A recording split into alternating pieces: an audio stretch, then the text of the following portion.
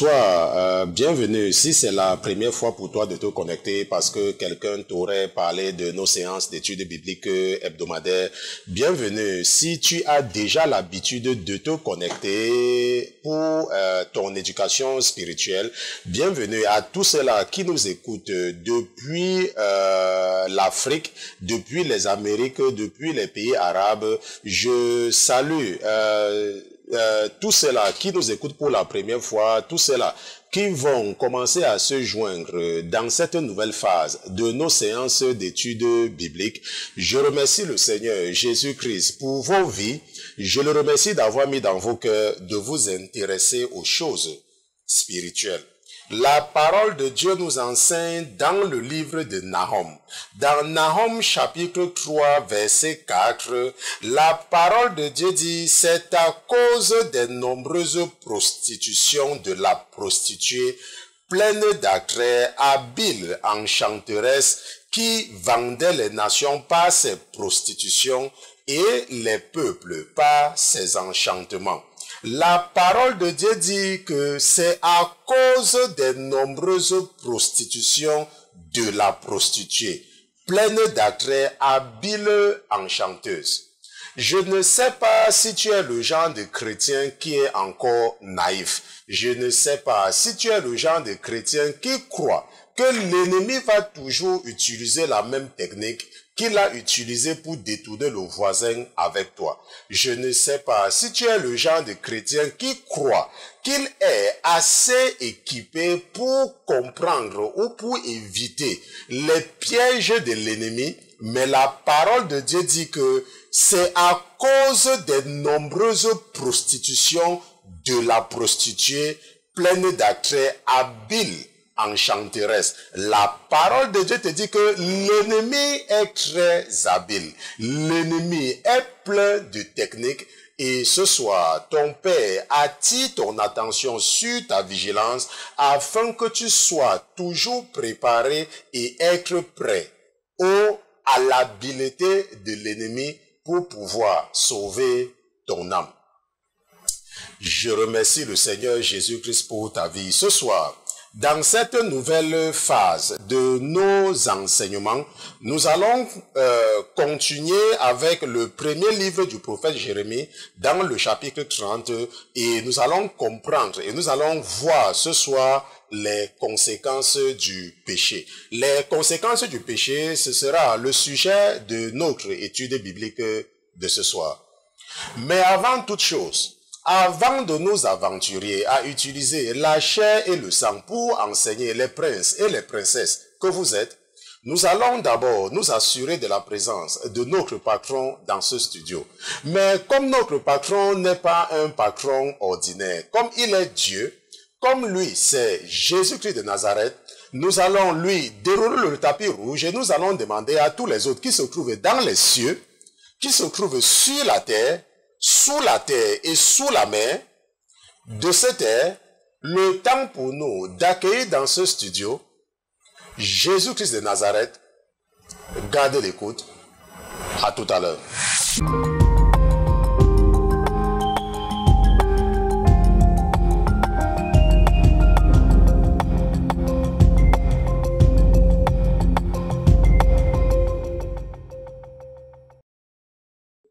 Seigneur Jésus, nous te remercions pour ta présence parmi nous ce soir. Nous te remercions pour la vie de ton serviteur que je suis. Je te remercie pour la vie de tes enfants, de tes fils et de tes filles qui sont connectés en ce moment.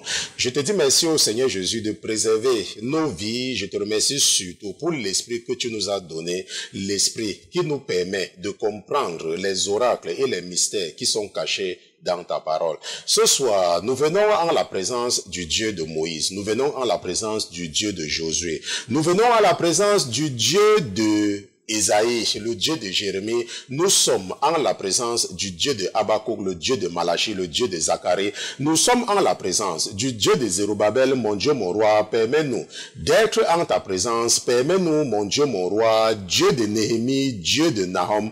Permets-nous de venir, malgré tous nos péchés, nous asseoir à tes pieds pour te demander pardon. Nous savons que nous t'avons offensé. Nous savons que nous avons certainement posé un acte qui a encouragé tes ennemis à se moquer de toi. Seigneur Jésus, nous prions que tu n'oublies pas le sacrifice ultime que tu as offert à la croix du Calvaire il y a de cela un peu plus de 2000 ans. Rappelle-toi, mon Dieu, mon roi, la raison pour laquelle tu avais accepté de te faire cracher dessus par ta créature. Rappelle-toi, mon Dieu, mon roi, et ne méprise surtout pas notre témoignage d'action de grâce. Nous sommes en ta présence parce que nous reconnaissons que tu es Dieu. Nous reconnaissons qu'en dehors de toi, les autres qui se revendiquent Dieu ne sont que la fabrication et l'imagination de la pensée de leurs adeptes, car ils sont même d'ailleurs sourds et ils n'ont même pas la possibilité d'entendre chaque fois que leurs adeptes font appel à eux. Mais toi, Seigneur, tu es toujours attentif aux cris de tes enfants.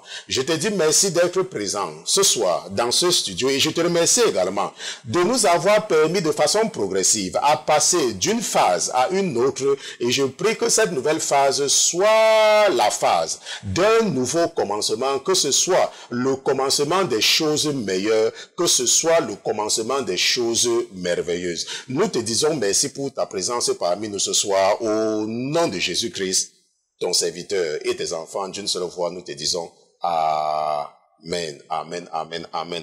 Donc, nous remercions Dieu pour Jésus-Christ, nous remercions Jésus-Christ pour sa présence parmi nous ce soir. Nous le remercions parce qu'il est Dieu. Et comme je le dis toujours, nous le remercions parce que sans Jésus-Christ, il nous serait totalement impossible d'aller devant Dieu. C'est pour ça qu'il est très important d'être reconnaissant à Jésus-Christ, n'est-ce pas? Il est très important d'être reconnaissant à Jésus-Christ. Peut-être avant de commencer, je vais demander à mon épouse, n'est-ce pas, de baisser le volume, n'est-ce pas, du retour, le volume du retour qui est en bas, ce qui est en bas.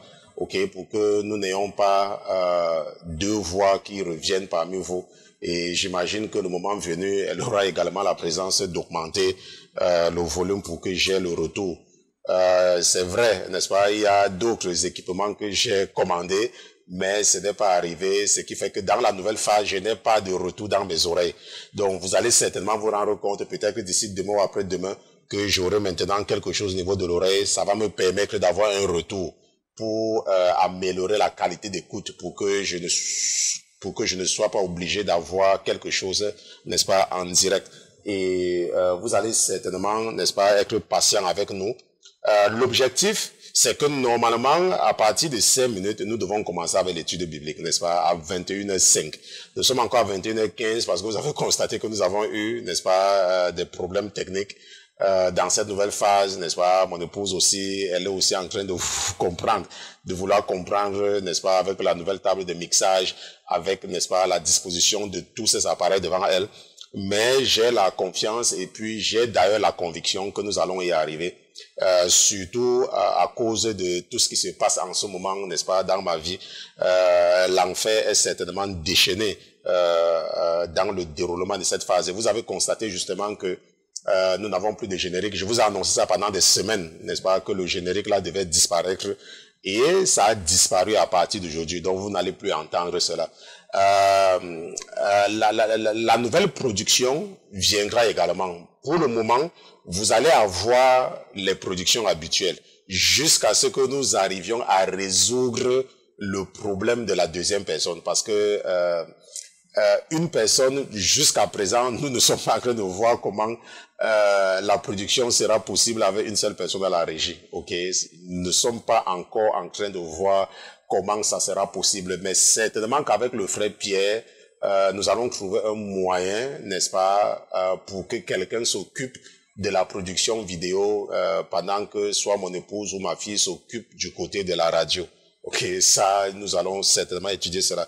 Donc, ce soir, donc, nous sommes dans le livre du prophète Jérémie, son premier livre, dans le chapitre 30, et nous allons étudier les conséquences du péché. Allons dans Jérémie chapitre 30,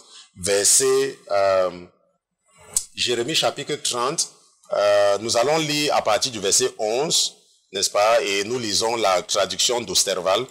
Jérémie, chapitre 30, n'est-ce pas? Nous lisons à partir du verset 11. Le verset 11, Jérémie, chapitre 30, verset 11. Donc là, je suis au verset 12. Maintenant, la parole de Dieu dit, car je suis avec toi, dit l'Éternel, pour te délivrer. Je détruirai entièrement toutes les nations parmi lesquelles j'étais dispersé, mais toi, je ne te détruirai point entièrement, je te châtierai avec mesure, cependant, je ne te tiendrai pas pour innocent. Car ainsi a dit l'Éternel, ta blessure est incurable, ta plaie est sans espoir. Nul ne prend ton parti pour bander ta plaie. Il n'y a pour toi nul remède, nul moyen de guérison. Tous ceux qui t'aiment t'ont oublié, ils ne s'inquiètent plus de toi, car je t'ai frappé comme frappe un ennemi, comme châtie un homme cruel, à cause de la multitude de tes iniquités, parce que tes péchés se sont accrus. Pourquoi cries-tu pour ta blessure? Ta douleur est incurable. C'est pour la grandeur de ton iniquité que tes péchés se sont accrus que je t'ai fait ces choses. Cependant, tous ceux qui te dévorent seront dévorés et tous tes oppresseurs, tous, s'en iront en captivité. Ceux qui te dépouillent seront dépouillés et je livrerai au pillage tous ceux qui te pillent. Le verset 17 dit, mais je consoliderai tes plaies et je te guérirai, dit l'Éternel, car ils t'ont appelé la répudiée, c'est Sion, dont nul ne s'enquiert. Jérémie chapitre 30, j'ai lu des versets 11 à 17, n'est-ce pas? Maintenant, pendant la lecture, nous avons constaté, il y a deux mots qui sont revenus en répétition, n'est-ce pas? Les mots péché et les mots iniquité, n'est-ce pas? Les mots péché et les mots iniquité.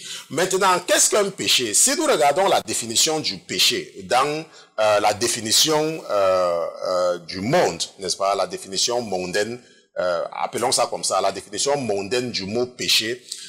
Si nous regardons par exemple dans le dictionnaire du CNRTL, n'est-ce pas, le Centre national de recherche textuelle et lexicographique, quelque chose comme ça, n'est-ce pas?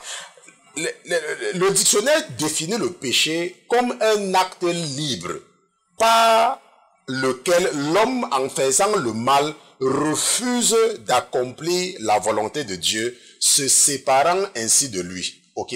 C'est comme cela que le dictionnaire, ok, définit le péché. Donc comme un acte libre par lequel l'homme, en faisant le mal, refuse d'accomplir la volonté de Dieu, se séparant ainsi de Dieu. Maintenant, le dictionnaire Larousse définit le péché comme une transgression consciente. Ok? Comme une transgression consciente et volontaire de la loi divine, des impératifs religieux. Ok? Maintenant, ça, c'est la définition de péché. Ok? La transgression consciente et volontaire de la loi divine, n'est-ce pas? Ou alors, comme un acte libre, n'est-ce pas, de faire le mal. Comme un acte, comme quelqu'un qui refuse librement d'accomplir, ou qui refuse d'accomplir la volonté de Dieu. Ok? Ça, c'est la définition du péché selon la Bible. Selon le monde, n'est-ce pas? Selon le dictionnaire. Ok? Et nous avons également vu le mot iniquité. Ok? Nous avons vu, lorsque nous étions en train de lire, nous avons vu que le chapitre 30 du livre du prophète Jérémie nous parle du péché et de l'iniquité. Ok? Qu'est-ce que l'iniquité? Si nous regardons toujours dans les mêmes dictionnaires, deux dictionnaires, ça veut dire que le dictionnaire du CNRTL et le dictionnaire Larousse, le CNRTL définit l'iniquité comme un comportement contraire à l'équité, à la justice. N'est-ce pas? Équité veut dire équitable. Équité, équitable, iniquité. Qui est inique? Iniquité, donc le contraire de inique, de nique, qui veut dire justice, qui veut dire équité. Donc, on dit que, quand tu dis que l'iniquité, c'est un comportement qui est contraire à l'équité. Donc, qui est contraire à la justice. Donc, lorsque tu poses un acte injuste, n'est-ce pas, on dit que tu as, que c'est l'iniquité. Ça veut dire que c'est un acte injuste. Et lorsque, n'est-ce pas, et Larousse dit que c'est le caractère de ce qui est unique, ce qui est injuste, de quelqu'un qui est partial. Ça veut dire que lorsque tu es partial, ça veut dire que tu juges en fonction des situations. Ça veut dire que tu n'es pas juste dans ton jugement. Ça veut dire que tu fais du favoritisme, ok, ou alors le népotisme, ou n'importe quoi qui n'est pas partiel. Ça veut dire que quand tu regardes deux personnes, au lieu de juger sur la base de la justice, tu juges en fonction du statut social ou tu juges en fonction, n'est-ce pas, de l'apparence physique, n'est-ce pas? Ça, c'est l'iniquité, n'est-ce pas, selon le dictionnaire. Donc, être unique, c'est être injuste. Ok, être unique, c'est être injuste. Maintenant, pécher, c'est refuser de faire la volonté de Dieu de façon volontaire. Ok, pécher. On dit que tu pêches quand tu refuses. Ça veut dire quoi? Ça veut dire que tu sais que Dieu a dit ceci, mais toi tu refuses. Est-ce qu'on se comprend? Tu refuses de faire ce que un Dieu t'a demandé de faire. Est-ce qu'on se comprend? C'est très important de comprendre que il y a une différence entre le péché et l'iniquité. N'est-ce pas? Nous pouvons voir que toute iniquité est un péché. Toute iniquité est un péché. Ok? Mais il y a des péchés qui ne tombent pas dans la définition de l'iniquité. C'est pour ça que la Bible parle, n'est-ce pas, de péché et iniquité, seulement pour, je pense, pour ne pas encourager certaines personnes, n'est-ce pas, à commettre l'un ou l'autre. Donc, quand on parle de péché et iniquité, ça couvre tout. Parce que rien ne va sortir de ces deux cadres-là. Donc, quand Dieu va te dire quelque chose, tu vas te dire que, oh, Dieu a dit par exemple que je dois aimer ma femme, et tu n'aimes pas ta femme, tu te dis que, ok, tu n'as pas été injuste, ça n'est pas aimer. Non. Et tu dis par exemple que, ok, tu vas peut-être accepter la corruption. Ça veut dire que tu vas prendre de l'argent pour ne pas respecter la loi. Ok, tu es peut-être un policier, tu es au bord de la route, quelqu'un te donne de l'argent. Ok, ou alors quelqu'un a ses papiers, parce que tu veux de l'argent, tu, n'est-ce pas, fais tout en inventant les lois qui n'existent pas pour pouvoir, n'est-ce pas, soutirer de l'argent de façon injuste. Donc ça, c'est un comportement inique. Est-ce qu'on se revoit? Ça, c'est l'iniquité. Maintenant, si nous faisons la recherche du mot péché dans la Bible d'Osterval, dans la version révisée de 1996, que j'utilise beaucoup plus à cause de l'actualité des mots. Parce que l'ancienne version a parfois les constructions de phrases ou des concordances de temps qui sont un peu un genre là. C'est pour ça que j'utilise la version de 1996, n'est-ce pas, la version révisée. Ok, et parfois, je m'assure toujours que le sens, c'est la même chose. Je m'assure toujours. Maintenant, si nous faisons donc une recherche du mot péché dans la Bible d'Osterval, nous allons nous rendre compte que le mot péché revient 786 fois dans la Bible. Ça veut dire que du livre de la Genèse jusqu'au livre d'Apocalypse, 786 fois, nous avons le mot péché. Et si nous faisons la même recherche, n'est-ce pas, du mot iniquité dans la Bible, nous allons obtenir 306 résultats. Ok? Donc, 306 fois, la parole de Dieu parle de l'iniquité. Et 786 fois, la parole de Dieu parle, 786 fois, la parole de Dieu parle du péché. Donc, juste, n'est-ce pas, pour nous faire savoir à quel point, n'est-ce pas, ce sont des choses qui sont très importantes. Rappelez-vous ce soir, nous sommes en train d'étudier les conséquences du péché. Ok, les conséquences du péché, n'est-ce pas? On peut également dire que les conséquences de l'iniquité. Maintenant, la première fois que le mot péché est utilisé dans la Bible, dans la parole de Dieu, la première fois, n'est-ce pas? Je ne dis pas que la première fois que l'homme a péché.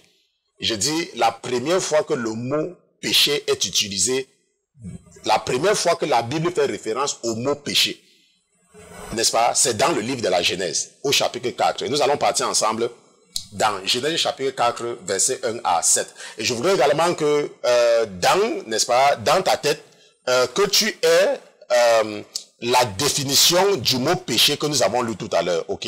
Et pendant que nous partons dans Genèse chapitre 4, nous allons lire à partir du verset 1, n'est-ce pas? La parole de Dieu dit que, or, Adam connut Ève, sa femme, et elle conçut et enfanta Caïn, qui veut dire acquisition. Et elle dit, j'ai acquis un homme avec l'aide de l'Éternel. Elle enfanta encore son frère Abel. Et Abel fut berger et Caïn fut laboureur. Or, au bout de quelque temps, Caïn offrit des fruits de la terre une oblation à l'Éternel. Et Abel offrit lui aussi des premiers-nés de son troupeau et de leur graisse. Et l'Éternel eut égard à Abel et à son oblation, n'est-ce pas? Et le verset 5 dit, mais il n'eut point égard à Caïn, ni à son oblation, et Caïn fut fort irrité, et son visage fut abattu. Et l'Éternel dit à Caïn, pourquoi es-tu irrité, et pourquoi ton visage est-il abattu? Écoutons maintenant très bien ce qui se passe au verset 7. La parole de Dieu dit, et ça c'est très important, n'est-ce pas? J'attire ton attention là-dessus, parce que c'est très important pour toi de comprendre ce verset 7, n'est-ce pas? Parce que c'est Dieu lui-même qui est en train de parler. La parole dit que si tu fais bien, ne relèveras-tu pas ton visage? Mais si tu ne fais pas bien, le péché est couché à la porte. Est-ce que tu comprends? Si tu ne fais pas bien, le péché est couché à la porte et ton désir est tourné, n'est-ce pas? Et son désir est tourné vers toi. Mais toi, tu dois dominer sur lui. Mais toi, tu dois dominer sur lui. Est-ce qu'on se comprend?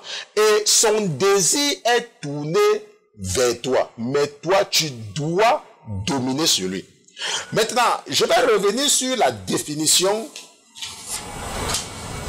du mot péché que j'insistais tout à l'heure que c'est la définition, n'est-ce pas, que le monde nous donne, n'est-ce pas, du péché. Je vais revenir. La Bible dit, la définition du péché disait que c'est un acte libre par lequel l'homme en faisant le mal refuse d'accomplir la volonté de Dieu. Et la définition disait que c'est une transgression consciente. Maintenant, lorsque nous regardons le livre de la Genèse, par rapport à ce que Dieu est en train de nous parler, pour la première fois que la Bible mentionne le mot péché, la Bible dit que, et l'Éternel dit que, si tu fais bien, ne relèveras-tu pas ton visage, mais si tu ne fais pas bien, le péché est couché à la porte, et son désir est tourné vers toi, mais toi tu dois dominer sur lui. Maintenant, avant de continuer, n'est-ce pas, je suis revenu sur la définition du péché, n'est-ce pas? Nous sommes revenus là-dessus. Ok? Maintenant, le dictionnaire nous a parlé de acte libre. Ok? Ou alors de transgression consciente. Ok? C'est vrai, n'est-ce pas, dans une certaine mesure. Est-ce qu'on se comprend? C'est vrai dans une certaine mesure que le péché est un acte libre, n'est-ce pas? C'est vrai dans une certaine mesure. Bon, mais si nous analysons très bien ce que l'Éternel est en train de dire à Caïn ici, là.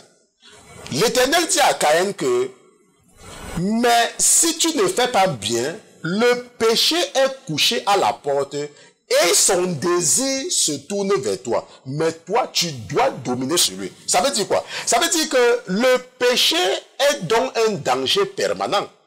Est-ce qu'on se comprend? Ça veut dire que le péché, n'est-ce pas, est un esprit. Le péché est un esprit. Le péché, n'est-ce pas, c'est quelque chose qui est constamment en la présence d'un enfant de Dieu. N'est-ce pas? Le péché est là. Le péché est permanent. Le péché est là en permanence. Est-ce qu'on se comprend? Ça, c'est très important de comprendre. N'est-ce pas? Il ne faut pas croire que tu vas décider, n'est-ce pas, de pécher. Dans une certaine mesure, c'est vrai. Mais le péché, en réalité, est constamment en train de te regarder avec les yeux. Et est constamment en train de t'attirer. Et est constamment en train de te tenter. Est-ce qu'on se comprend? Ça, c'est très important, n'est-ce pas, de comprendre. Mais ce que nous avons vu dans le livre de la Genèse, c'est que Dieu dit que tu dois dominer sur le péché. Ok, c'est un ordre en réalité. N'est-ce pas? Que tu dois dominer. Le péché est là. La Bible dit que le péché est couché à la porte. On se comprend? Ça, c'est important. Le péché est couché à la porte.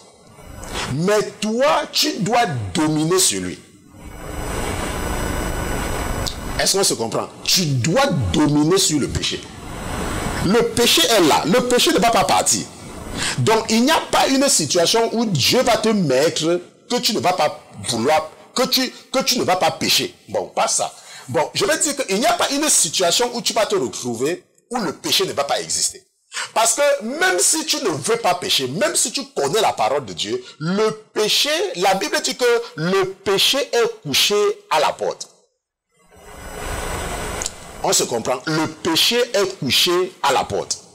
Mais c'est à toi de dominer sur le péché. Maintenant,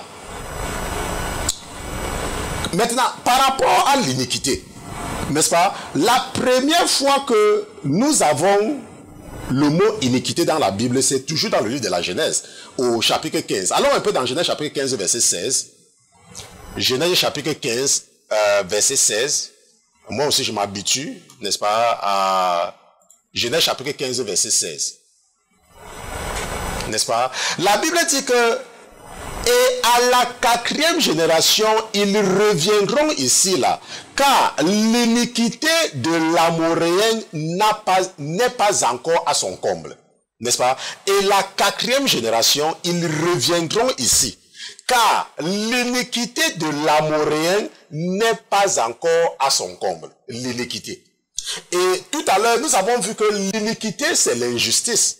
Ok, l'iniquité, c'est l'injustice. Mais l'analyse de ces versets nous fournit une information très importante, n'est-ce pas? Que toute iniquité est un péché. Parce que la Bible dit que Dieu va déposséder les Amoréens. Les Amoréens sont les Cananéens. Ok? Dieu dit à Abraham que je vais déposséder les Cananéens à ta 4e génération. Parce que leur iniquité n'est pas encore à son comble. Donc, l'iniquité est un péché. C'est en fait ce que je vais d'abord dire dans un premier temps. Maintenant, mais le passage-ci également nous informe sur quelque chose de très grave. Ok? Lorsque nous observons Genèse chapitre 15, verset 16, n'est-ce pas, il y a quelque chose de très dangereux que nous voyons ici là. La Bible dit que car l'iniquité de l'Amoréen n'est pas encore à son comble. L'iniquité de l'Amoréen n'est pas encore à son comble. Ça veut dire quoi? Ça veut dire que tu peux donc poser des actes, n'est-ce pas? Tu peux poser des actes iniques pendant longtemps et Dieu est toujours en train de t'observer. N'est-ce pas? Et c'est ça qui est vraiment très dangereux. Je ne sais pas si tu es en train de percevoir le danger, n'est-ce pas? Ce qui est terrible par rapport à ça. Ça veut dire que tu peux poser des actes iniques. Et nous avons vu que l'iniquité, c'est l'injustice. C'est la partialité. En réalité, c'est le péché. Et la Bible dit que lorsque Jésus a établi son alliance avec Abraham, il a dit à Abraham que sache que tes enfants seront esclaves dans un pays étranger pendant 430 ans. Et à la 4e génération, ils reviendront. Ça veut dire que là où je suis en train de te parler là, Abraham, tes enfants, je vais les faire partir quelque part pendant 430 ans. Et je vais les faire revenir. Pourquoi? Parce que l'iniquité de l'Amoréen, l'iniquité des Cananéens n'est pas encore à son comble. Et tu vois à quel point c'est dangereux. Ça veut dire que tu peux être en train de vivre dans le péché, rien ne t'arrive. Et pendant longtemps. Mais Dieu est en train de t'observer pour te frapper. Parce qu'il y a des gens parfois, ils font des choses et rien ne les arrive. Et ils se disent que oh, comme rien n'arrive là, ça veut dire qu'il n'y a pas de problème. La Bible dit que car l'iniquité de l'Amoréen n'est pas encore à son comble. Ça veut dire que c'est comme si Dieu, quand tu pêches, il y a comme l'eau qui se verse dans ton verre au fur et à mesure que tu pêches jusqu'à ce que ça déborde. Maintenant, la Bible dit que le salaire du péché, c'est la mort. Ça veut dire que, imagine un peu que tu aies vécu et que rien n'était arrivé pendant ta vie. Mais tu meurs. Mais tu meurs quand ton verre n'était pas plein. Et tu atterris avec les 2 pieds en enfer. Maintenant, après, n'est-ce pas, nous allons maintenant voir quelque chose d'important, le châtiment de Dieu. Allons un peu au verset 11 de Jérémie, chapitre 30, là où nous sommes, n'est-ce pas? Allons au verset 11. Jérémie, chapitre 30, verset 11. Jérémie, chapitre 30, verset 11. Le verset 11 dit, n'est-ce pas, que car je suis avec toi, dit l'Éternel, pour te délivrer, je détruirai entièrement toutes les nations parmi lesquelles j'étais difficile. Mais toi, je ne te détruirai point entièrement, je te châtierai avec mesure. Cependant, je ne te tiendrai pas pour innocent. La Bible dit que je te châtierai avec mesure. Mais, cependant, je ne te tiendrai point pour innocent. Maintenant, qu'est-ce qu'un châtiment? Lorsque nous regardons la définition du châtiment, un châtiment est une punition sévère donnée à celui qui a commis une faute pour le corriger. Ça, c'est la première définition. Larousse dit que un châtiment est une peine. C'est sévère en général. C'est une peine sévère en général qui frappe un coupable qui punit une faute. Je ne sais pas si tu as compris ce que je viens de dire. La Bible dit dans Jérémie chapitre 30 verset 11 que je te châtierai avec mesure. Maintenant, tu peux, n'est-ce pas, l'ennemi peut tenter de te conforter dans le mot de mesure. Quand la Bible dit que je te châtierai avec mesure, tu peux croire que ça va. N'est-ce pas? Si tu ne regardes pas la définition du châtiment, Dieu est en train de dire que si tu pêches, il va te châtier avec mesure. Mais que le diable ne te trompe pas ou ne t'encourage pas avec le mot avec mesure. Parce qu'un châtiment, c'est une punition sévère. Un châtiment, c'est une punition sévère. Un châtiment, c'est une peine qui est sévère.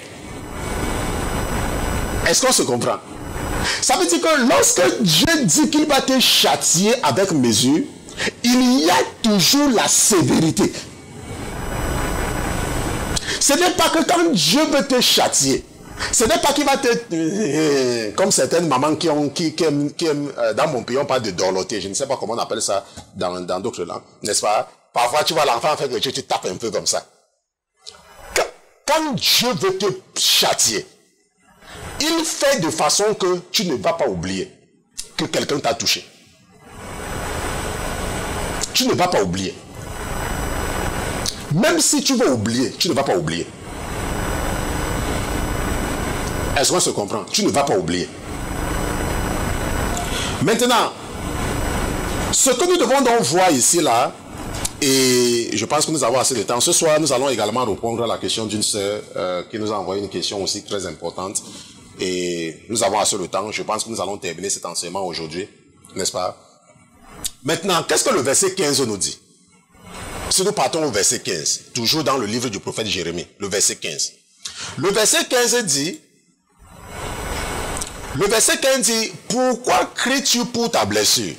Ta douleur est incroyable, c'est pour la grandeur de ton iniquité, parce que tes péchés se sont accrus que je t'ai fait ces choses. Ok? N'est-ce pas? Car je t'ai frappé,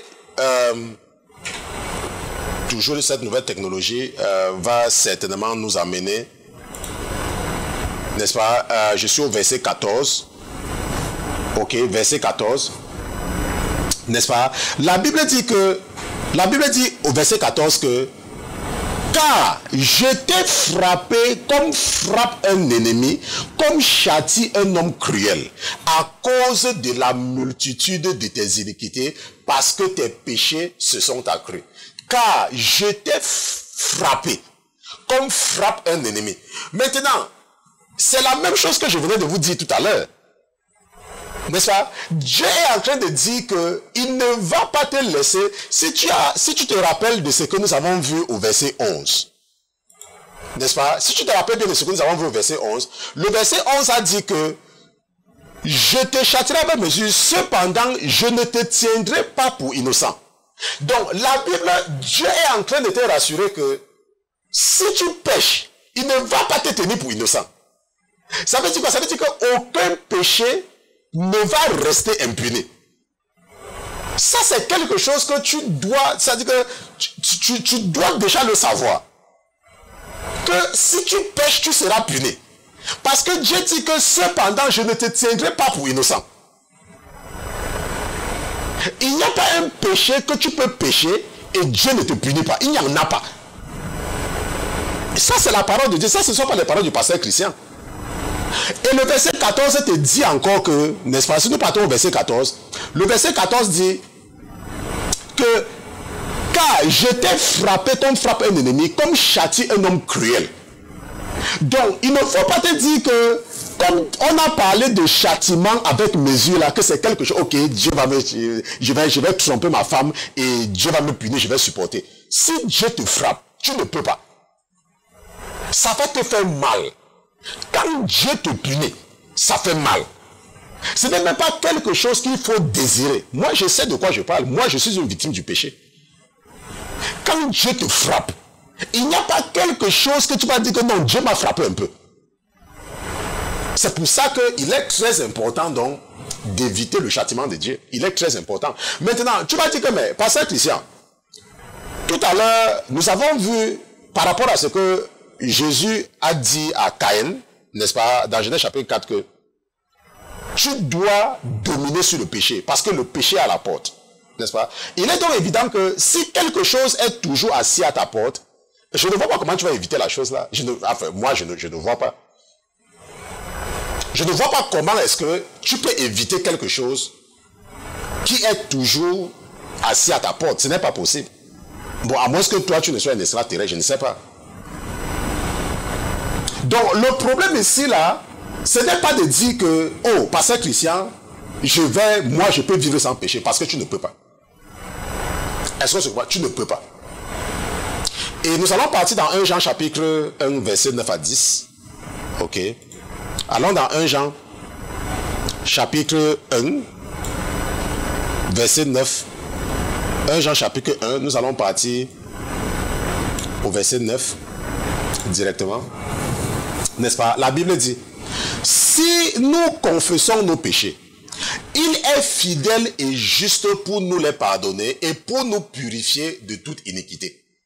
C'est ce que la Bible dit, que si nous confessons nos péchés, il est fidèle et juste pour nous les pardonner et pour nous purifier de toute iniquité. Et la Bible dit que si nous disons que nous n'avons point de péché, nous le faisons un menteur et sa parole n'est point en nous. C'est ce qu'il disait tout à l'heure.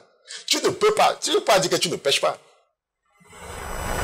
Je le dis surtout parce qu'il y a certaines personnes qui, par ignorance, n'est-ce pas, se disent que, oh, moi je ne pêche pas. Je ne pêche pas. Je ne pêche pas, je suis juste. Et regardent toujours les autres, n'est-ce pas, avec mépris.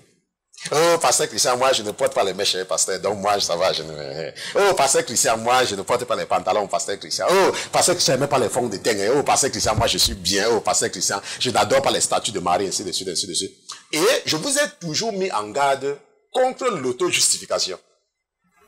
La Bible dit que si tu dis que tu n'as pas péché, que tu n'as point de péché, rappelle-toi, nous avons défini le péché tout à l'heure. Nous avons défini le péché comme un acte volontaire, comme un acte libre. Ça veut dire que tu refuses. Mais la Bible dit que si tu dis que tu n'as pas fait ça, tu fais de Dieu un menteur. Et la parole de Dieu n'est pas en toi. Ça veut dire que quoi? Ça veut dire que si tu es un chrétien, et que tu crois toujours, que tu es tout le temps en train de juger les autres, et tu es tout le temps en train de croire que tu dépasses les autres parce que toi tu es parfait, la Bible dit que l'esprit qui est dans toi n'est pas l'esprit de Dieu. C'est ce que la Bible te dit en réalité. Ça, ce ne sont pas les paroles du pasteur Christian. Ça, c'est ce que la Bible dit. Que si nous disons que nous n'avons point de péché, nous le faisons menteur. Et sa parole n'est point en nous. La parole, l'esprit de Dieu ne peut pas être en toi. Si tu te dis que, oh, moi, je ne pêche pas. Oh, moi, je ne pêche pas. Non. Nous péchons toujours, d'une façon ou d'une autre. Il y a toujours quelque chose que tu fais qui ouvre l'enfer devant toi. Maintenant, lorsque Jésus lui-même, personnellement, nous a donné un canevas de prière, nous voyons dans l'évangile de Luc, chapitre 11, n'est-ce pas? Si je pars dans l'évangile de Luc, chapitre 11, n'est-ce pas, à partir du verset 1, La Bible dit que un jour que Jésus était en prière en un certain lieu, après qu'il ait achevé, un de ses disciples lui dit, Seigneur, enseigne-nous à prier comme Jean l'a aussi enseigné à ses disciples. N'est-ce pas? Donc c'est très important, n'est-ce pas? Je vous ai dit que la première partie de nos études bibliques, n'est-ce pas? C'est une façon pour moi de vous enseigner comment prier. C'est pour ça que je prends 5 minutes. Ok? Pour ça. Avant, je voulais faire, n'est-ce pas? Je voulais utiliser mon raisonnement propre pour les prières de 30 secondes. Mais très rapidement, je pense que le Seigneur était passé par l'une de vos sœurs ou l'un de vos frères pour me faire comprendre à quel point, n'est-ce pas, ces prières sont importantes. Parce que je pense que il faut que je crois que ça va être une de vos sœurs qui m'avait seulement dit que ce qu'elle écoute la plupart du temps, ce sont seulement les prières que je fais au départ. J'ai dit que waouh! Oh, donc c'est important, n'est-ce pas, que c'est ça qu'elle écoute. Donc généralement quand elle se lève le matin ou alors parfois quand elle veut prier ou bien, elle met seulement la partie de la prière. Parce qu'il faut comprendre que peut-être tu peux être en Afrique, tu ne travailles pas, mais nous qui vivons, n'est-ce pas, en Occident, que ce soit en Europe ou aux États-Unis, nous sommes vraiment très occupés. Et avoir généralement 1 heure de temps, ce n'est pas évident. Il y a des gens, n'est-ce pas, qui me disent qu'ils m'écoutent, ils écoutent souvent les enseignements quand ils vont au travail, le matin. Donc, quand ils sortent, quand ils démarrent leur voiture, ils mettent l'enseignement qui est passé la veille et ça leur permet, et ils écoutent jusqu'à arriver au travail. N'est-ce pas? Il y a d'autres, une autre sœur m'a dit, oh, Pasteur Christian, c'est seulement la prière là. Et j'ai compris, waouh, n'est-ce pas? Donc, et la Bible, et ce n'est pas, et la Bible dit que les disciples de Jésus avaient dit enseigne-nous à prier comme Jean l'avait enseigné aussi à ses disciples. Ok? Maintenant, et il leur dit, quand vous priez, dites, notre Père qui est aux cieux, ton nom soit sanctifié, ton règne vienne, ta volonté soit faite sur la terre comme au ciel. N'est-ce pas? Donne-nous chaque jour notre pain quotidien. Pardonne-nous nos péchés comme nous pardonnons. Car nous pardonnons aussi à tous ceux qui nous sont offensés et ne nous induis point en tentation, mais délivre-nous du malin. Maintenant, ce qui est intéressant ici à observer, ici dans Luc chapitre 11, verset 4, là je ne regarde pas, vous n'avez, certainement quand vous serez en train de regarder l'enregistrement, le montage du frère Pierre, vous n'allez pas constater ça, mais avec le temps, quand je vais me diriger vers la Bible, il y a une caméra, n'est-ce pas? Il y a une autre caméra qui est juste en face de l'ordinateur et vous allez toujours me voir en train de regarder la caméra, ok? Donc ça c'est progressif. Nous allons dérouler ça de façon progressive. Maintenant la Bible dit que pardonne-nous nos péchés. Et nous avons vu dans 1 Jean, chapitre 1, verset 9, que la Bible nous a rassuré que si nous confessons nos péchés, il est fidèle et juste pardonner. Donc, puisque nous ne pouvons pas éviter de pécher, ce n'est pas possible. Tu ne peux pas dire que, oh, Pasteur Christian, je vais décider de ne jamais pécher. Tu ne peux pas, même si tu déroules tous les efforts, tu ne pourras pas. Tu vas toujours pécher. Parce que c'est ce que la Bible nous dit. Et nous sommes en train de voir comment éviter le châtiment. Parce que Dieu nous a rassurés que si nous péchons, il va nous châtier. Et nous avons vu qu'un châtiment est une punition sévère. Ça, c'est ce que nous avons étudié. Donc maintenant, pour éviter donc le châtiment, la seule chose sage qu'un chrétien a à faire, c'est de toujours confesser ses péchés et de demander pardon. C'est le seul moyen, n'est-ce pas, d'éviter le châtiment de Dieu. N'est-ce pas? C'est le seul moyen. Et il est également très important parce que nous avons vu dans Genèse chapitre 4, n'est-ce pas? Et dans Luc chapitre 4, Luc chapitre 11, verset 4. Dans Luc chapitre 4, dans Luc chapitre 11, verset 4, la Bible dit que, mais délivre-nous du malin. Mais qu'est-ce que nous avons vu dans le livre de la Genèse? Jésus a dit à Caïn, le péché est couché à la porte. Et son désir est tourné vers toi, mais toi domine-le. Et Jésus est juste en train de rappeler la même chose à ses disciples, la même chose qu'il avait dit à Caïn dans les temps anciens. C'est la même chose qu'il dit ici. Il dit, et ne nous induis point en tentation. Pourquoi? Jésus disait ça, c'est parce que il avait déjà dit à Caïn que le péché est couché là, le péché est là. Donc à chaque fois quand tu pries, tu dois toujours demander pardon à Dieu pour tes péchés. Toujours. Il ne faut jamais dire que, oh mon Dieu, je viens vers toi aujourd'hui, je n'ai pas... Il faut toujours demander pardon. Ça, c'est très important.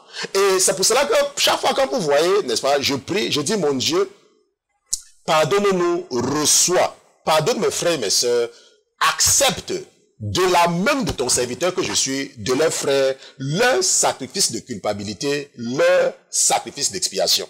Ok? Parce que lorsque j'ai fait l'étude biblique sur les différents sacrifices, je vous ai expliqué qu'il y a une différence entre les sacrifices, n'est-ce pas? On offre un sacrifice de culpabilité pour les péchés volontaires. Et on offre un sacrifice d'expiation, n'est-ce pas, pour les péchés involontaires. Ça, j'ai vu cela. Et nous savons que nous péchons toujours. Je vais vous donner un exemple. Samedi passé, j'étais en fait avec, n'est-ce pas, mon mentor, n'est-ce pas, le prophète Georges. Et en réalité, je suis arrivé en retard, n'est-ce pas, pour aller prendre mon épouse parce que il a pris presque 15 minutes pour m'expliquer quelque chose. Et lorsqu'il m'expliquait cela, il a vraiment pris son temps et à chaque fois je voulais partir parce que, n'est-ce pas, je voulais aller prendre mon épouse au travail. Mais il insistait pour m'expliquer quelque chose sur le caractère de quelqu'un. Et il m'a dit, je veux que tu apprennes à utiliser ta sagesse pour gérer cette personne-là. Maintenant que je t'ai dit quel est le problème de la personne. Parce qu'en réalité, c'était une personne que vous savez, il y a des gens que, quel que soit ce que vous faites, n'est-ce pas, vous avez comme l'impression que la personne est possédée. Parce que la personne est tout le temps soit en train de discuter, soit en train de s'opposer, soit en train de faire n'importe quoi. Mais le prophète, et ça lui arrive vraiment rarement, parce que je vous ai dit que lorsque tu es un homme de Dieu, parler de quelqu'un, c'est quelque chose qui ne passe pas généralement dans le truc d'un homme de Dieu. Et cette personne vient dans notre église, ça va bientôt faire 3 ans. Et c'était vraiment la première fois que l'homme de Dieu m'a fait asseoir pour me dire quel est le problème de la personne. Ok? Maintenant, et qu'est-ce que j'ai compris? Lorsque je suis arrivé, n'est-ce pas, à l'église le dimanche, n'est-ce pas, le pasteur, ça veut dire que l'assistant du pasteur principal était vraiment exaspéré de la personne également. Très exaspéré même. Quand je lui ai posé la question, parce que je lui avais demandé de prendre quelques informations, n'est-ce pas, pour moi, il m'a dit que non, moi, s'il te plaît, moi je suis vraiment, je me demande, bon, il a commencé, il était vraiment exaspéré. Je lui ai dit que, ok, je vais te donner un exemple. Et je lui ai posé une question, n'est-ce pas, à l'assistant du pasteur. Je lui ai dit que, lorsque tu vois un aveugle, pourquoi est-ce que tu as tendance à aider un aveugle? Il me dit que, mais, pasteur, c'est parce qu'il est aveugle. Je lui demande que, comment est-ce que tu fais pour savoir qu'il est aveugle? Il me dit que, mais, parce que je vois, n'est-ce pas, qu'il a peut-être un bâton. Je dis que voilà. Donc, en réalité, tu aides un aveugle parce que tu vois qu'il est aveugle. Il me dit que oui, pasteur. Je dis que ok. Maintenant, lorsque tu vois un handicapé ou un handicapé, pourquoi est-ce que tu as tendance à aider un handicapé? Il me dit que, mais pasteur, comment toi tu me poses la question? C'est parce que je vois qu'il est handicapé. Je dis que voilà. Comment, et je lui ai demandé, comment est-ce que tu fais pour savoir qu'il est handicapé? Il dit que parce que je vois peut-être qu'il a le bâton. Je lui dis que maintenant, mais est-ce que tu sais qu'il y a des gens qui ont des problèmes qui ne sont pas visibles? Il y a des gens qui ont des problèmes qui ne sont pas visibles. À moins qu'on ne te dise, tu ne peux pas savoir. Et en ce moment-là, le problème de la personne, supposons que tu ne savais pas que quelqu'un est aveugle et la personne te demande de l'aider de traverser la route. Qu'est-ce que tu vas dire? Ah, toi-même tu as tes yeux, pourquoi tu ne peux pas traverser? Ça devait être ta réaction. Comment est-ce que tu peux me demander de traverser alors que... Parce que si tu ne savais pas. De la même façon, il y a des gens qui ont des problèmes. Et l'homme de Dieu m'expliquait que... il me disait que Christian, c'est pour cela que tu vois que certaines personnes, par exemple, se suicident. Lorsque ils perdent, lorsque peut-être un homme ou une femme les abandonne, parce qu'ils ont un problème. Est-ce qu'on se comprend? Donc, il faut que tu saches donc que la raison pour laquelle je raconte c'est que c'est pour t'amener à savoir que tu es peut-être en train d'adopter un certain comportement par rapport à quelqu'un. Parce que tu te dis que la personne est possédée. Ça, c'est ce que toi, tu te dis. Mais tu ne connais pas le problème de la personne. Et quand le pasteur m'a expliqué le problème de cette personne, immédiatement, N'est-ce pas? Je sais, parce qu'il est un prophète, je sais certainement que c'est le Seigneur qui lui a dit de m'expliquer, n'est-ce pas? Immédiatement, mon attitude envers la personne a changé. Et lorsque cette personne m'a appelé aujourd'hui, parce que ça faisait longtemps la personne ne m'appelait même pas, parce que chaque fois je ne comprenais pas, et j'évitais même les lèvres. Quand la personne m'a appelé cette fois-ci, on a parlé très bien, jusqu'à se séparer pour une première fois depuis des mois. Pourquoi? Parce que j'ai finalement compris quel est le problème de la personne. Et le pasteur m'a dit, je veux que tu utilises ta sagesse dans ta relation avec la personne. Parce que ce genre de personnes, il vaut mieux éviter de créer un problème parce que ça va déclencher un processus en chaîne. À cause du problème. Donc, ce que je veux t'amener à comprendre, la raison pour laquelle je te raconte ceci, c'est que quand tu es un chrétien, tu dois toujours être humble et toujours remettre ta foi en cause et de toujours prier pour confesser tes péchés et demander pardon. Parce que nous avons vu quelque chose de très dangereux. Là où Jésus, dans Genèse chapitre 15, là où Jésus a dit à Abraham que l'iniquité de l'Amoréen n'est pas encore à son comble. Ça veut dire que tu peux être en train de pécher. Ça veut dire que tu as quelqu'un dans l'église avec qui tu ne parles pas. Selon toi, la personne est possédée. Ça, c'est ce que toi, tu crois. Mais en réalité, parce que tu ne connais pas les problèmes de la personne. Et comme l'Esprit de Dieu ne nous permet pas de parler des problèmes des gens, toi, si tu n'as pas reçu la révélation, tu peux savoir que la personne a un problème et que Dieu voudrait que tu sois patient avec la personne. On se comprend? Donc ce soir, votre Père a mis dans mon esprit, n'est-ce pas, de vous enseigner les conséquences du péché. Et nous avons vu que si tu pêches, la Bible t'a rassuré. Et nous allons repartir là-bas, je pense que c'est dans Jérémie chapitre 30. Ça c'est dans l'Ancien Testament, Jérémie chapitre 30. Jérémie chapitre 30. Jérémie chapitre 30. Et je pense que c'était au verset... je crois que c'était au verset 14. Non, c'était au verset 11.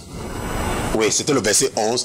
Le verset 11 dit que je te châtierai avec mesure. Cependant, je ne te tiendrai pas pour innocent.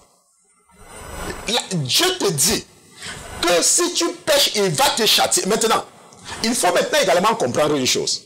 C'est que Dieu est en train de s'agresser aux enfants d'Israël. Hein. Ça veut dire que Dieu est en train de s'agresser aux chrétiens. Dieu n'est pas en train de s'agresser à tout le monde. Ça veut dire que Dieu va même seulement te châtier s'il a un plan pour toi. Si tu n'as pas de plan pour toi, tu vas pécher comme tu pêches là, rien ne va jamais t'arriver. Jusqu'à tu vas mourir, tu retrouves en enfer.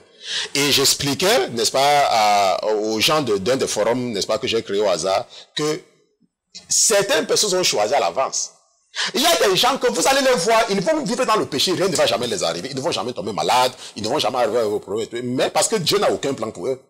Parce que pour que Dieu te châtie même, il a que des agressions aux enfants d'Israël. Pour que Dieu te châtie, il faut que tu sois d'abord même un chrétien. Il faut même que tu sois d'abord choisi. Et si tu es un chrétien, s'il te plaît, moi je suis une victime du péché, je sais de quoi je parle. Quand papa va te châtier, on va te dire encore même de vous. Quand tu vas... Ok. Et j'ai dit que le seul moyen d'éviter le châtiment de papa, c'est de toujours confesser tes péchés. Les péchés dont tu es conscient et les péchés dont tu n'es pas conscient. C'est pour ça que nous avons reçu la provision des sacrifices de culpabilité et des sacrifices d'expiation. Heureusement pour nous qui vivons dans cette dispensation de la grâce, Jésus, n'est-ce pas, représente les deux pour nous.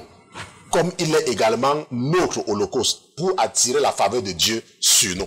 Parce que c'est ça le but, n'est-ce pas, de l'holocauste. Si tu n'as pas suivi l'enseignement que j'ai fait, n'est-ce pas, sur les différents sacrifices, lorsque nous étudions, n'est-ce pas, le premier livre de la loi qui est Lévitique, tu peux toujours nous envoyer un email, contact à la sainteté.com, contact à la sainteté.com, et puis la sœur qui s'occupe de ce genre de questions.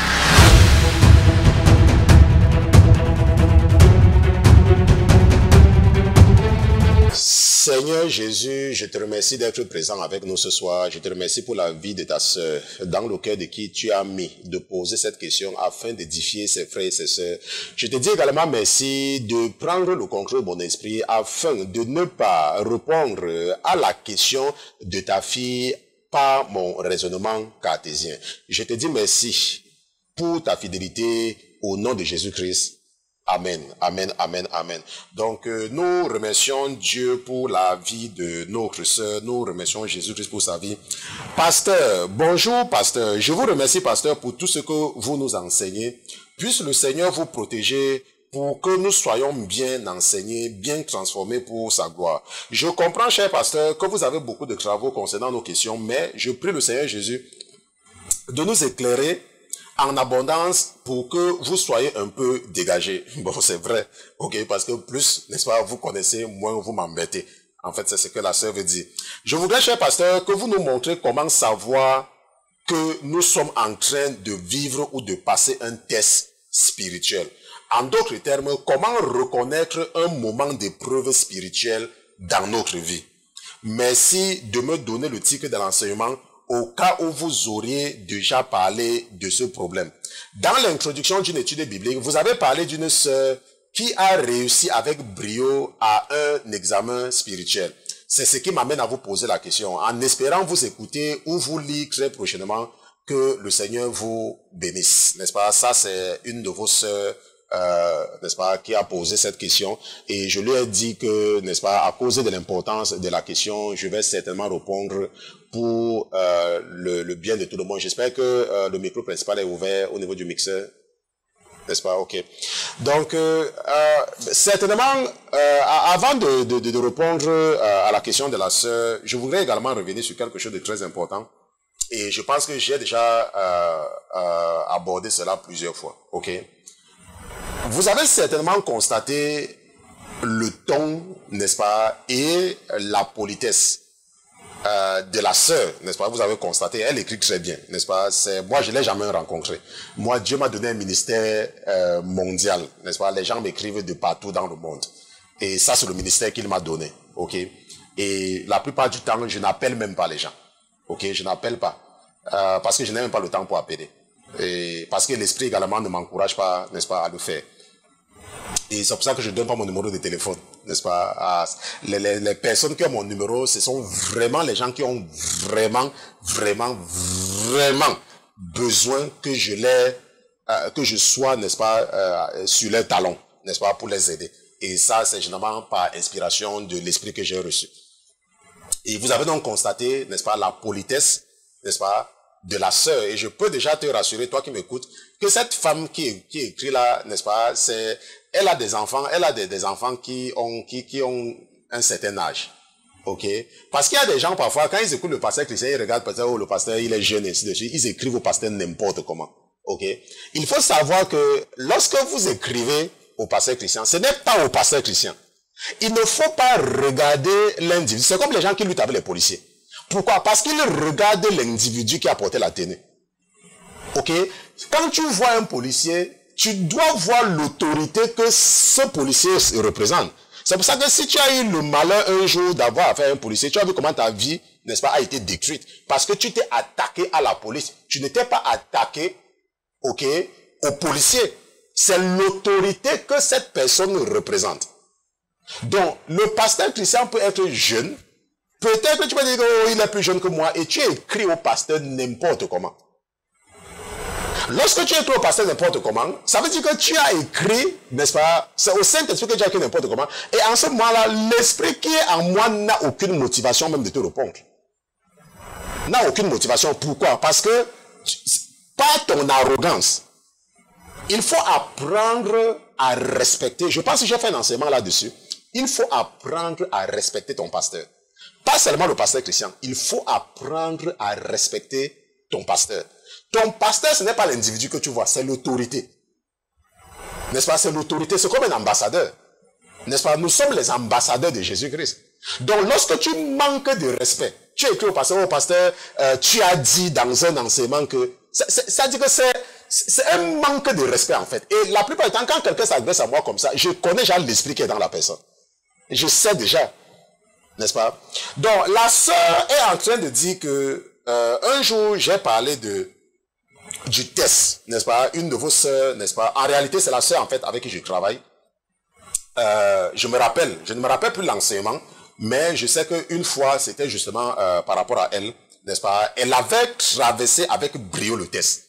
Bon, maintenant, mais la sœur, maintenant, parce qu'elle a suivi l'enseignement, elle dit que, comment donc savoir que tu es en train de passer un test? Comment est-ce que tu vas faire pour savoir? De la même façon également, je me rappelle, lorsque je travaillais également avec un autre frère, n'est-ce pas? Lui également, il avait été testé, mais il avait échoué. Et je lui ai dit, parce que le Seigneur avait mis dans son cœur de me raconter la situation dans laquelle il s'était trouvé. Et immédiatement, l'Esprit m'a dit que c'était un test, mais il a échoué. Et je lui ai dit que la prochaine fois, tu dois t'assurer de passer. Ok? Parce que ce qui s'est passé, en fait, c'était un test. Pour voir comment tu vas réagir. Maintenant, et la sœur, maintenant, la question de la sœur, c'est comment savoir lorsque nous sommes en train de passer un test? Mais en réalité, tu ne peux pas savoir. Est-ce qu'on se comprend? Tu ne peux pas. Parce que si tu dois savoir que tu es en train de passer un test, ce n'est plus le test. Ça veut dire que ce n'est plus le test, puisque tu vas tout faire pour passer. Est-ce que tu vas tout faire pour passer? Maintenant, allons un peu dans Luc chapitre 21, verset 36. Luc chapitre 21, verset 36. Allons un peu là-bas, juste pour renforcer ce que je suis en train de dire, n'est-ce pas? Luc chapitre 21, verset 36. N'est-ce pas? Je pense que c'est ça. Luc chapitre 21, verset 36. La Bible dit que veillez donc et priez en tout temps, afin que vous soyez trouvés dignes d'éviter toutes ces choses qui doivent arriver et de subsister devant le Fils de l'homme. Donc la Bible dit que nous devons veiller et prier à tout temps. C'est pour cela que lorsque tu es un chrétien, il est très important, n'est-ce pas, d'être constamment en train d'étudier la parole et de maîtriser la parole. C'est bien évidemment, quelqu'un ne peut pas maîtriser la parole. Mais le peu que tu connais, c'est ça qui va t'aider à passer le test.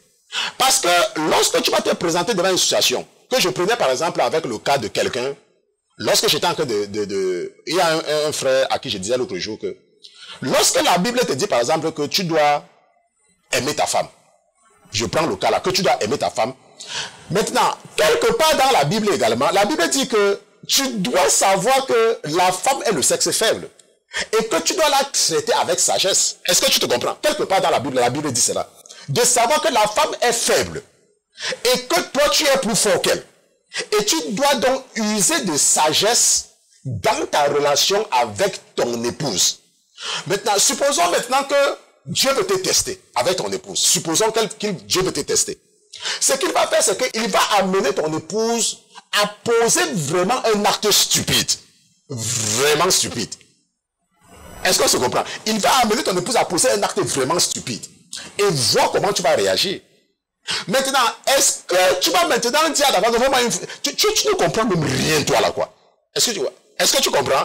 Oh, qu'est-ce que la Bible t'a dit? La Bible t'a dit que tu dois déjà savoir que c'est un sexe faible et tu dois user de sagesse. Ça veut dire que tu sais, si tu es quelqu'un qui connaît la parole de Dieu, tu vas savoir qu'elle a tort. Mais tu ne vas pas, n'est-ce pas, lui parler n'importe comment. Tu ne vas pas lui parler n'importe comment. Tu vas par exemple écouter, tu vas savoir ce qu'elle a fait, tu vas te calmer, et maintenant, tu vas trouver un moyen pour la reprocher, mais pour qu'elle ne se fâche pas en réalité. Mais elle va savoir que tu es en réalité en train de lui reprocher quelque chose qu'elle a fait. Si, n'est-ce pas, tu as l'occasion, n'est-ce pas, parce que je remercie le Seigneur tout le temps pour la vie de mon épouse, si tu as l'occasion, n'est-ce pas, de connaître mon épouse, n'est-ce pas, et que tu peux lui parler, elle va te dire, ok, lorsque mon épouse fait quelque chose, même, je trouve, parfois je peux même laisser passer. Et le temps vient quand la situation est propice pour lui faire savoir que elle a posé, que ce qu'elle a fait là n'était pas acceptable. C'est vrai qu'elle va se fâcher, mais ça sera moindre. Et Dieu sera en fait satisfait avec toi parce que tu la traites par rapport à sa faiblesse. Et tu n'es pas tout le temps en train de discuter. Pourquoi tu as fait ça? Pourquoi tu as fait ça? Pourquoi tu as fait ça? Alors que la Bible t'a dit que tu dois user de patience et de sagesse dans ta relation avec ton épouse. Ça, c'est un exemple. Donc, en réalité, tu ne peux pas. savoir quand tu es en train d'être testé. Mais généralement, si tu as été testé, parce que Dieu voulait voir quelque chose par rapport à ton comportement, il va mettre dans ton cœur de parler à un homme de Dieu, un vrai, bien sûr, pas un commerçant. Ok? Et qui va te dire que ce que tu as traversé là, c'était un test et que tu as réussi avec brio. N'est-ce pas? Si nous partons un peu dans Matthieu chapitre 24. Alors un peu ensemble dans Matthieu chapitre 24, dans l'évangile de Matthieu chapitre 24, n'est-ce pas? Lisons un peu à partir du verset 42. Ok? Voyons un peu ce qui se passe là-bas. Matthieu chapitre 24, verset 42. La Bible dit la même chose que nous avons vu dans Luc chapitre 21, n'est-ce pas? Veillez donc, car vous ne savez pas à quelle heure votre Seigneur viendra. Considérez ceci, que si un père de famille était averti à quelle heure de la nuit le larron viendra, il veillerait et ne laisserait pas percer sa maison. Oui, si tu savais que Dieu va te tester, tu vas tout faire pour être droit. N'est-ce pas? Et Dieu ne va pas réussir. On ne va pas savoir si tu as vraiment grandi. C'est pourquoi vous aussi, tenez-vous prêts, car le Fils de l'homme viendra à l'heure que vous ne pensez pas. Donc tu seras testé quand tu t'y attends le moins. Par exemple, tu dis que oh, je suis né de nouveau. Je ne mets plus les mèches, je ne mets plus les fonds de teint, ainsi de suite, ainsi de suite. Et Dieu s'arrange pour que ton mari te fasse quelque chose. Et il va voir ta réaction maintenant. Mais c'est toi qui as dit que tu passes, je ne mets plus les mèches, tu passes les pantalons et tout et tout. Ton mari, Dieu pousse ton mari à te faire quelque chose exprès. Rappelle-toi, la Bible dit que Fils de l'homme, si il y a un prophète qui te dit d'aller vers les dieux que tu n'as pas connus, ne l'écoute pas. C'est l'Éternel ton Dieu qui te met à l'épreuve. Donc tu peux avoir un vrai homme de Dieu. Tu peux avoir le pasteur Christian. Et Dieu met dans le pasteur Christian, le pasteur Christian ne sait pas, hein, de te faire quelque chose. Juste pour voir comment tu vas réagir. Et c'est pour ça que la Bible dit que quel est donc le serviteur fidèle et prudent que son maître a établi sur ses domestiques pour leur donner la nourriture au temps manqué. Heureux ce serviteur que son maître trouvera faisant ainsi quand il arrivera. Est-ce qu'on se comprend? Quand il arrivera. Donc le verset 44 nous a dit que c'est pourquoi vous aussi tenez-vous prêts. Car le Fils de l'homme viendra à l'heure que vous ne pensez pas. Tu seras testé au moment où tu t'y attends le moins. C'est comme ça. N'est-ce pas? Donc, j'ai tenu à répondre à cette question parce que je sais, n'est-ce pas, à quel point c'est très important pour tout le monde, n'est-ce pas? Quand tu es un chrétien, tu dois étudier la parole et tu dois être prêt à tout moment. Parce que tu ne sais pas à quel moment ça va arriver. Et tu peux être testé. Un jour, j'étais à l'hôpital. Il y a un frère que j'ai exhorté pendant des mois, mais il ne comprenait toujours pas. Mais vous savez parfois, lorsque l'amour c'est comme ça, n'est-ce pas? C'est ça l'amour de Dieu. Ok, il ne comprenait toujours pas. Et le jour que le Seigneur devait le prendre, comme il ne voulait pas que ça me peine, que ça me fasse de la peine.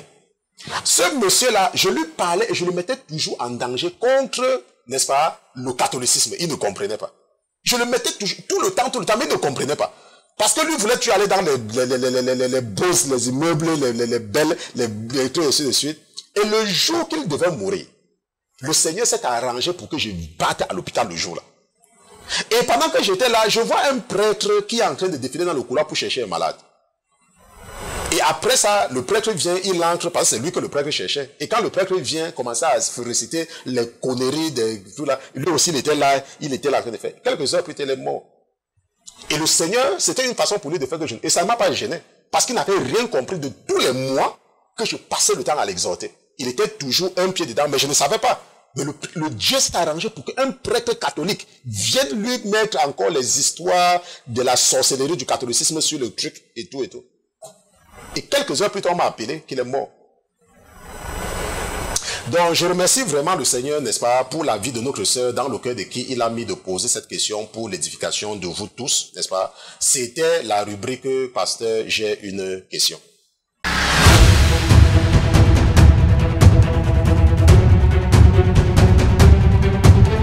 Ok, Seigneur Jésus, je te remercie d'avoir répondu à ta fille. Je te remercie d'avoir également saisi l'occasion pour édifier mes frères et mes sœurs par rapport à la question que tu as mise dans le cœur de ta fille. Nous te disons merci au nom de Jésus-Christ. Amen, amen, amen.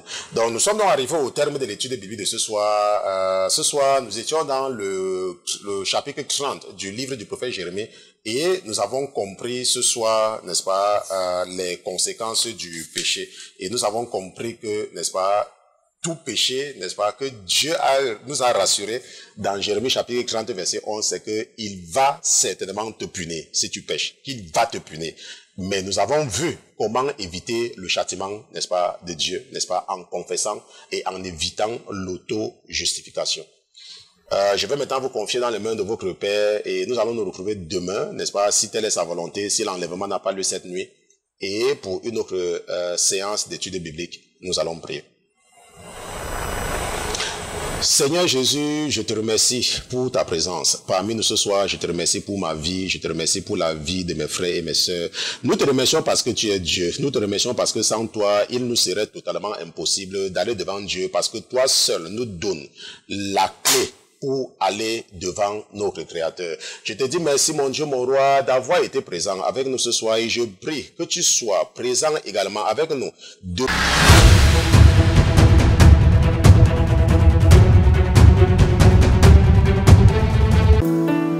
Ton serviteur